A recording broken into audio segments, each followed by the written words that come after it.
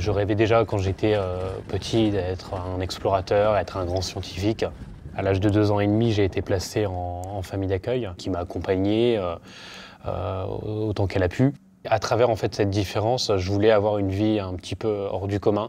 Quand on voyage, surtout avec un budget d'une personne de 20 ans, on se retrouve avec des difficultés. Et donc là, la réalité, on se la prend de face. Le voyage, avant de découvrir l'autre, de découvrir une autre culture, c'est la première expérience avec soi-même. Je me suis rendu compte que j'avais cette vocation quand je me suis laissé surprendre à interroger les gens sur les différences culturelles, sur leur façon de vivre, sur leur façon de penser.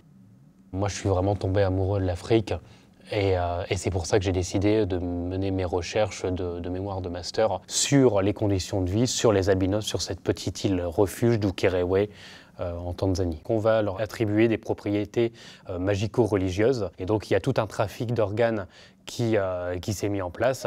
Donc ça crée de la convoitise chez beaucoup de personnes, chez des sorciers qui s'adonnent aussi à ce genre de pratiques.